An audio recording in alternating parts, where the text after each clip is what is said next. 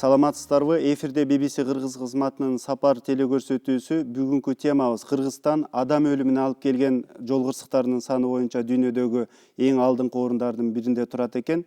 Бүгүн биз ошол кайгылуу теманы талкуулайбыз. Бул ушундай кайгылуу көрүнүшкө маай кызматкерлери күнөөлүүбү, эски автотранспорттор күнөөлүүбү же болбосо ошол жол жүрүү маданиятын анча биле албаган кыргыз коомчулугу күнөөлүүбү деген суроолорду талкуулайбыз. Адегенде бүгүнкү студиябыздын коноктору менен тааныштыра кетейин.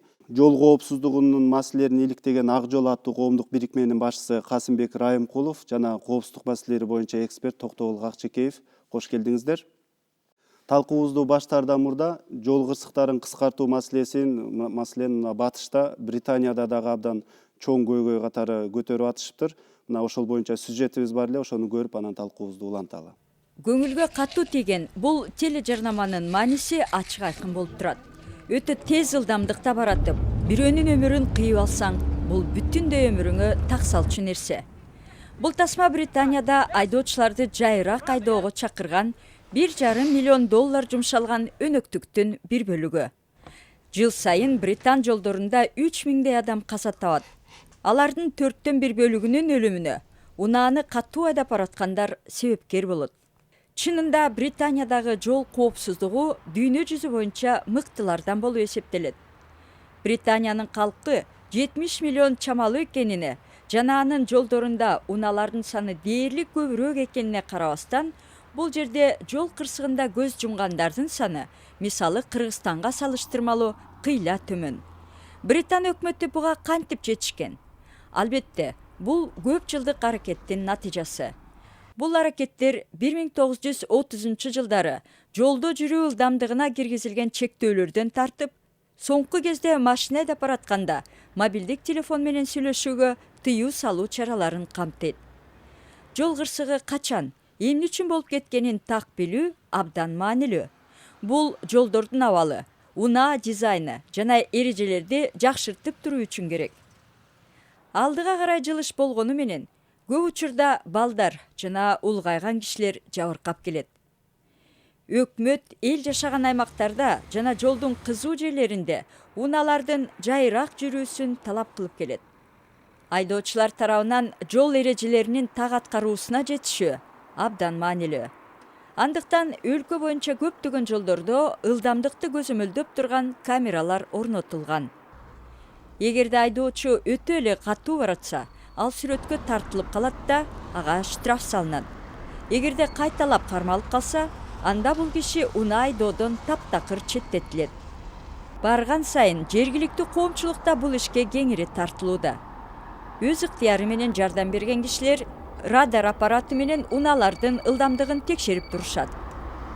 Бул учурда айдоочу жоопко тартылбайт. Бирок алып учуп машина айдагандарга полиция эскертүү каттарын жөнөтөт. Бийликтер тек гана штрафтар менен чектелбейт. Эгерде айдоочу унаанын ылдамдыгын бир аз эле ашырса дагы, полиция аларды кайрадан машыгуу курсуна жөнөтүүнү чечет.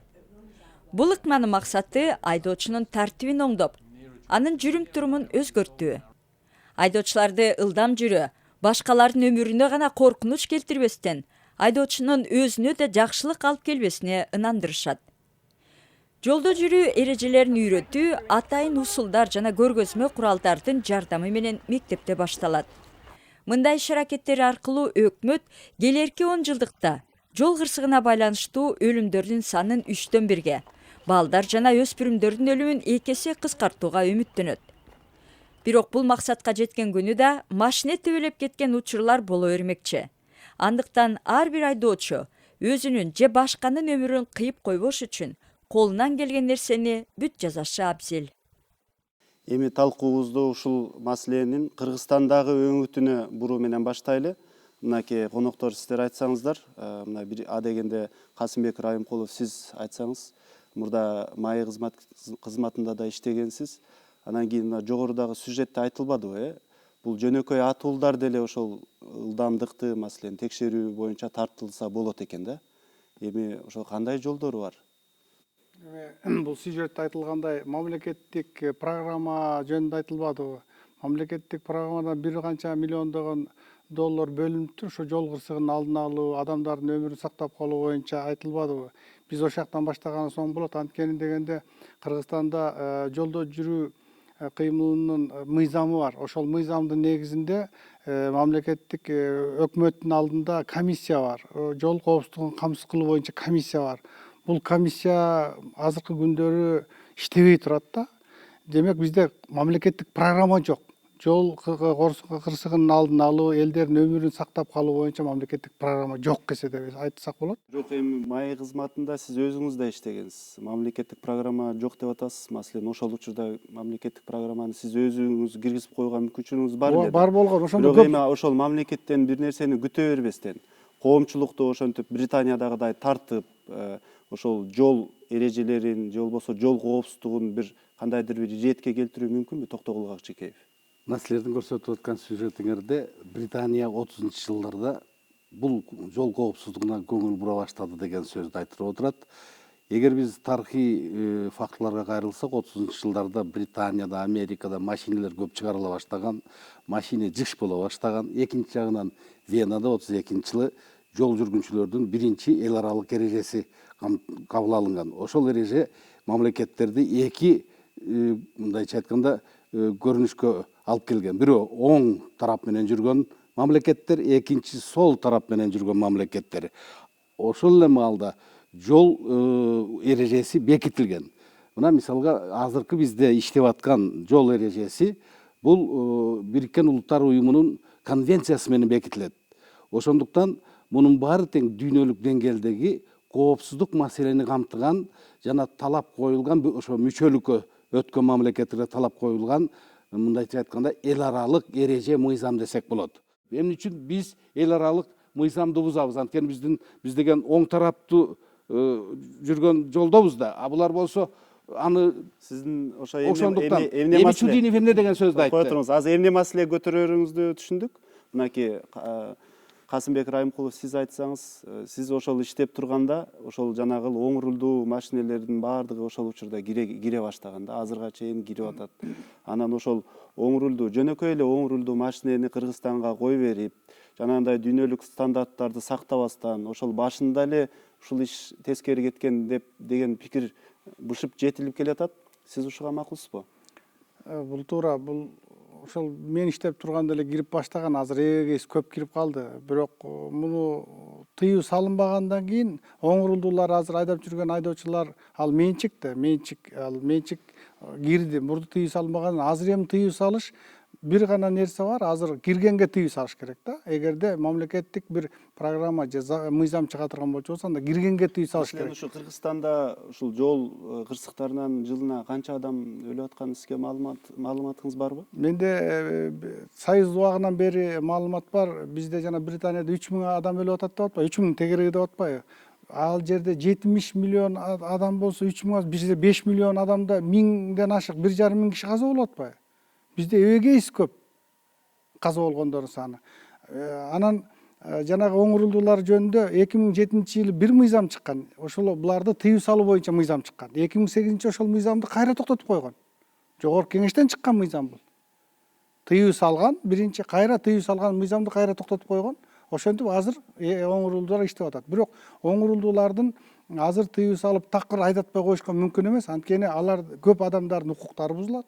Алар мамлекеттик мурда тыюу салынбагандан кийин азыр тыюу салып такыр эле айдатпай коюшка мүмкүн эмес. Бир эле жолу бар, аны киргизбей коюш керек да. Мына эгерде Бишкек шаарынын светофорлорунда видео камера орнотула турган болчу болсо, маи кызматына да жеңил, жол эрежесин бузганга да жеңил. Анткени ал сүрөтү турат. Ошонун негизинде көп. Жок, эми андай бул акча каражат талап кылчу нерселер да булар. Вот ошону биз азыр эл аралык донорлор ошол нерселерди, азыр ошол учурда дагы азыр дагы колдон келбей турган нерселерди кое туруп, колдон келе турган иш аракеттерди жасаса болобу? Токтогул Акчекеев, сиз айтсаңыз, маселен, жанагы оң рулдуу машинелерге мындай же болбосо жанагы ошол жол эрежесин бузган кишилерге, айдоочуларга жазаларды көбөйтүп коюу аркылуу ушундай катаал чараларга барып жол кырсыктарынын санын кыскартууга болобу? Өзгөчө. Бауреке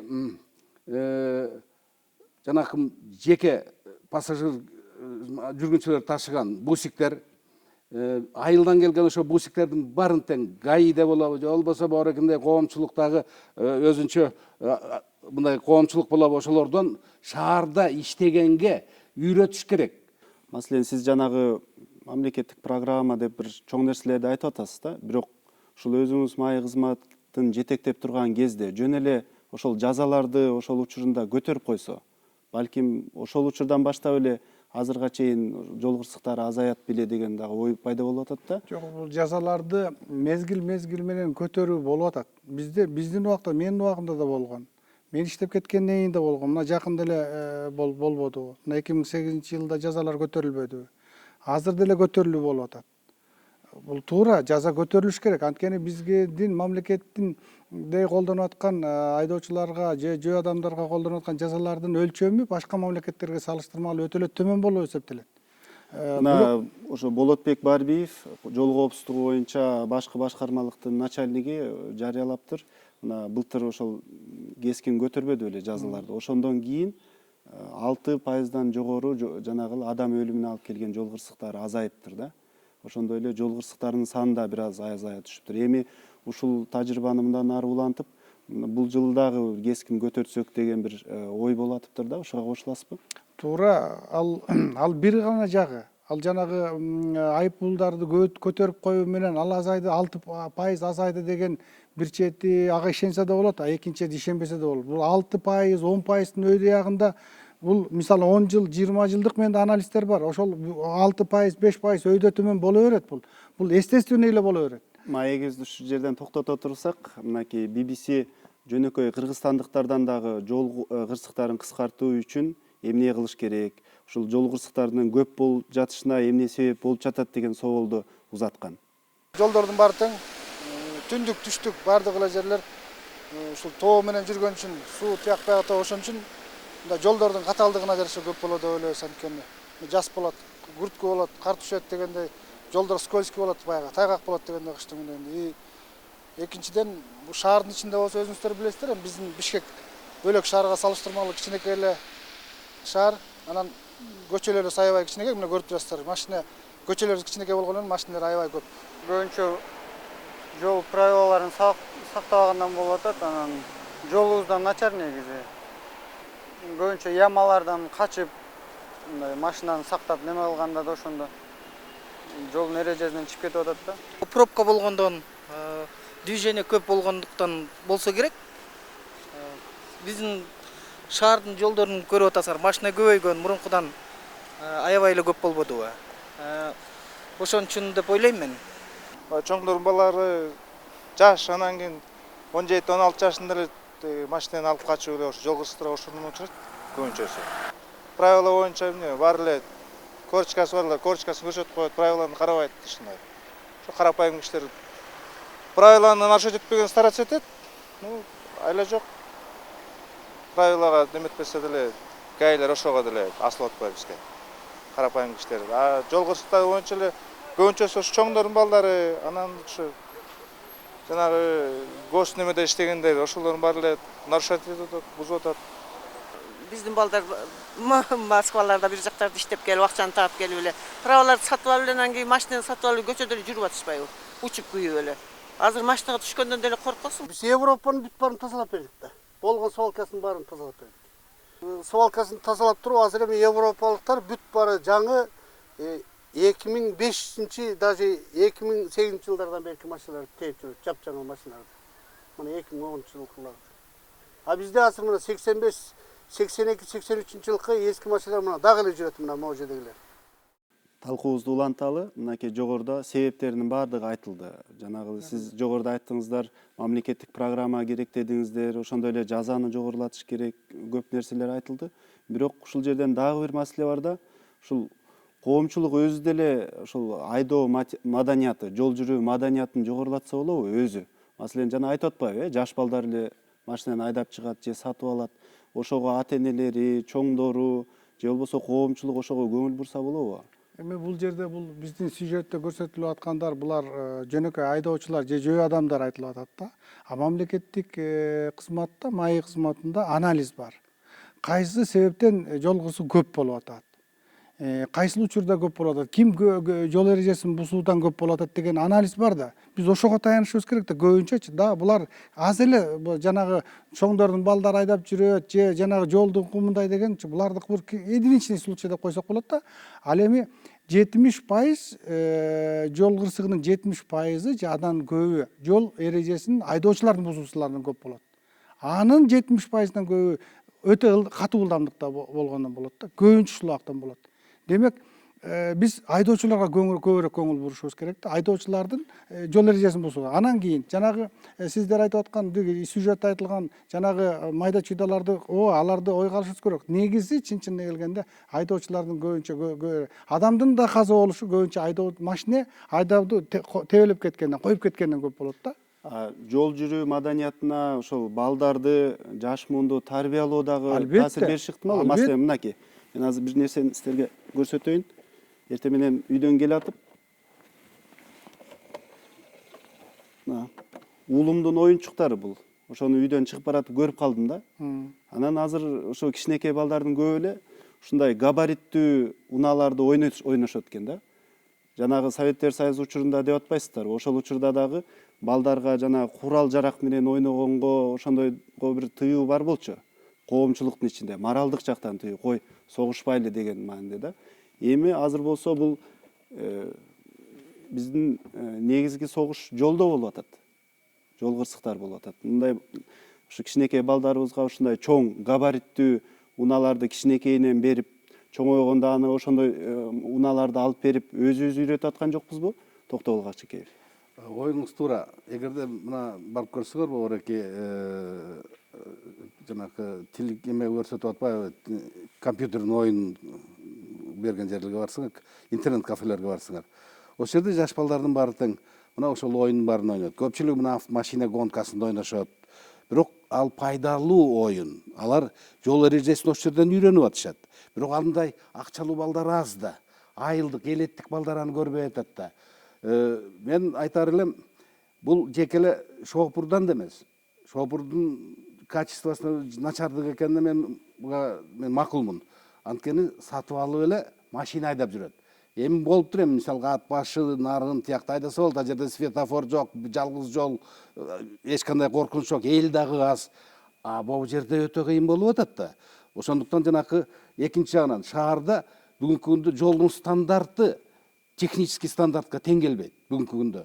Разделительный линиялар жок. Мына Англиянын сюжетин көрсөттүңөр. Асфальттын үстүндө знак тартылып турат, ограничитель скорости 20 км деп кып-кызыл. Бизде жөнөкөй эле жолду экиге бөлгөн нерсе жок. Карап көргүлө, жолдо тартылган разделительный линияны шопурлардын 90% билбейт. Мисалга сплошной эки полосаны аны мындай кыйып өтүүгө болбойт. Аны ары деле бери деле өтүп атышат. Мейли, эми ал мамлекеттик Бул мамлекеттик стандарт, мамлекеттин көзөмөлүндө турган нерсе. Анткени ошон үчүн МАИ деген түзүлгөн.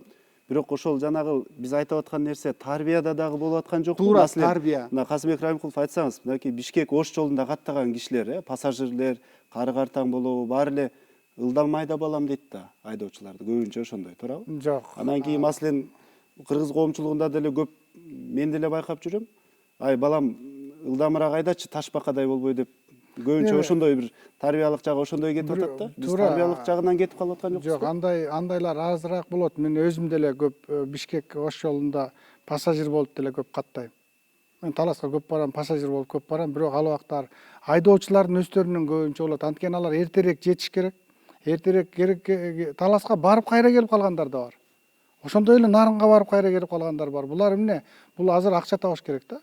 Ошонун эсебинен булар ылдамдыкты көбүрөөк ылдам айдашат да айдоочуларды. Ошол себептен жана сиздер айтып аткан жанагы мурда детсадтардан бери үйрөтчү эмес беле? Союз убагында детсадта жол эрежесин үйрөтчү, атайын ошондой площадкалар болчу. Азыр да бар ошондой эле, бирок азыраак да. Анан мектепте программалар болчу. Ар бир инспекторлор мектепте ошол бөлүнгөн инспекторлор болчу, ГАИден инспекторлор. Ошолор ай сайын барып турчу.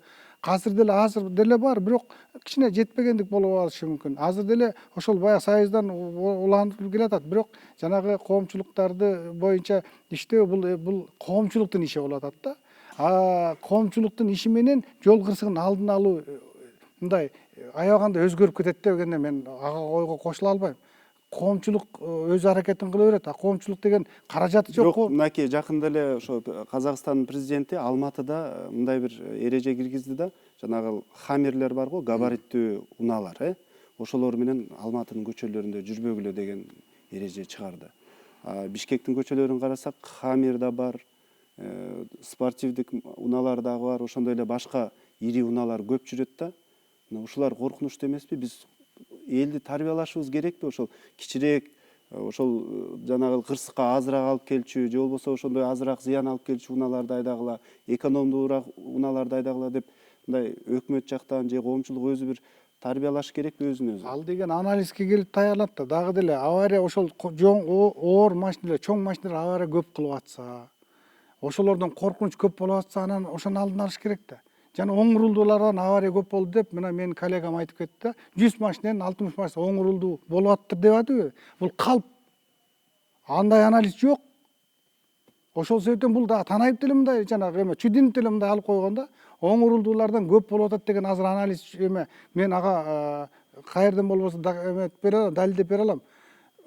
Салыштырмалуу оң рулдуулардан деле аз болот. Ошол жана силер деле жолдо жүрүп атканда азыр жана чоң машиналар көп жүрүп койду, буга тыюу салып коебуз деген ал болбогон нерсе. Анткени биз дагы деле анализге карашыбыз керек да. Эмне себептен бизде жолдо машина көп болуп кетти? Ошону билишибиз керек, причинасын билишибиз керек. Анан кантип жана жолдордун батпай калганы, Ошо себептердин баардыгын өкмөт билип, бүт баардыгын өкмөт эрежеге түшүрүп, иретке келтириш керекпи же коомчулуктун дагы бир мааниси барбы? Коомчулук мындай өнүккөн мамлекеттерде чоң таасир этет. Бул маселе жок. Мына мисалга мен Америкада, Европада болдум. Мына мисалга ошол эле Брюссель, ошол эле Бонн, ошол эле чоң шаарлар, ошол эле жерге барсаңыз, ал эски 18-16 кылымда курулган шаарлар. Эми көчөлөрү эл аралык стандарт проезжий полосасы 20 метр болсо, а жерде көп болсо бир ушу 10-12 метр. Бирок килейген автобустар, биздикиндей эле чоң, бирок жагы машиналар бирин да сүзүп коюшпайт. Анткени а жерде айдоочунун маданияты, сактыгы, анан пешеходдор менен иштеген маселе бул өтө бийик деңгээлде коюлган. Мына азыр бүгүнкү күндө баарыбыз тең эле машина айдайбыз. Мына азыр айтып атат, жүргүнчүлөрдү, жөө жүргүнчүлөрдү светофор күйгөндө биринчи ирет кой бергиле деп. Эми светофордун биз эрежесин билебиз, 30 секунд күйүш керек. Кээ бир жерде азыр кыскартып койгон. А бүгүнкү күндө жүргүнчүлөрдүн тартиби жоктугунан ал олжуп өтпөй туруп алат. Аркада 20-30 машина тизилип калат. Бул деген машиненин баягы эмесин түзүп атат да, кыянатчылык менен ошол түзүлүп атат. Ошондуктан бүгүнкү күндө машина айдоочулардын дагы, жүргүнчүлөрдүн дагы, мыйзамдын негизинде дагы эл аралык деңгээлдеги тоскоолдук кылган машиналар биздин Кыргызстанга кирбеш керек. Кошуна мамлекеттегидей биз кичине эле шектүү машиналарды, кичине эле адамдын өмүрүнө шек келтирчү нерсенин баарын токтотуп, биз мамлекеттин деңгээлинде кошулган дүйнөлүк эреженин мындайча айтканда колдошубуз керек талабын. Рахмат. Андан сырткары ошол айдоочулардын маданиятын көтөрүш керек, коомчулуктун жол жүрүү маданиятын көтөрүш керек деген дагы ойлор айтылып кетти. Бизге бөлүнгөн убакыт аяктап калды. Бүгүнкү студиядагы талкуубузга катышып берген Касымбек Райымкулов жана Токтогул Акчекеев болду. Сиздерге дагы бир жолу чоң рахмат. Бул маселеге үн кошууну каалаган телекөрүүчүлөрүбүз BBC Кыргыз кызматынын Бишкектеги студиясынын 62 45 75 автожжооп телефонуна дил каттарын жаздырып койсо болот. Ошондой эле биздин телепередачаларыбызды BBC-нин интернет сайтынан дагы көрүңүздөр. Саламатта калыңыздар.